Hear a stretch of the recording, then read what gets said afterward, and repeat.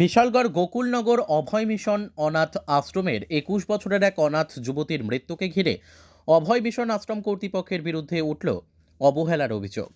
বৃহস্পতিবার দুপুরে আগরতলা হাপানিয়া হাসপাতালে ম্যাজিস্ট্রেটের উপস্থিতিতে মৃতদেহের ময়না তদন্ত হয়েছে।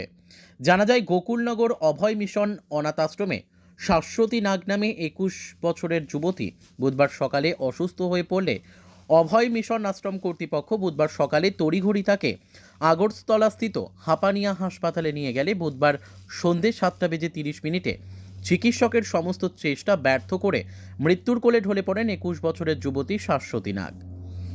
অন্যদিকে বৃহস্পতিবার সকালে আশ্রম কর্তৃপক্ষের বিরুদ্ধে হাসপাতাল কর্তৃপক্ষ অভিযোগ করেন, অভয় আশ্রম কর্তৃপক্ষ শাশ্বতী নাগকে হাসপাতালে আনতে অনেকটাই দেরি করেছেন, আর একটু আগে নিয়ে আসলেই হয়তো তার প্রাণ বাঁচানো যেত। ঘটনা তো পেশেন্ট অসুস্থ হয়েছে, আমরা হসপিটালাইজেশন করছি। নাম কি ছিল ওর? শাশ্বতী নাগ, বয়স? 21+। কোনখানে ওর বাড়ি ছিল? বাড়ি তো জানি না আমরা। 2015 সাল থেকে আমাদের হোমে সিসিআই চাইল্ড কেয়ার ইনস্টিটিউটে, এটা স্পেশাল হোম, হ্যাঁ, স্বাবলম্বন রিহ্যাবিলিটেশন সেন্টার, সবাই প্রতিবন্ধী এখানে। তো এখান থেকে নর্থে সিডাব্লিউসি চাইল্ড ওয়েলফেয়ার কমিটি রাস্তা থেকে রেস্কিউ করে আমাদের এখানে পাঠিয়েছি। তো 2015 সাল থেকে এখন অবধি আমাদের এখানে আছে। কালকে কি সমস্যা ছিল? কালকে হ্যাঁ, জেনারেল উইকনেস, সঙ্গে কিছু খাইতেছে না, আর এপিলিপসির প্রবলেম আছে। এপিলিপসি দ্যাট মিনস মৃগিরু।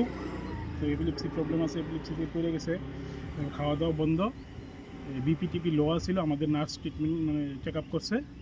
তো বিপি লো হওয়ার কারণে আমরা 11টার সময় না হসপিটালাইজেশন করছি টিএমসি হাপানিয়াতে।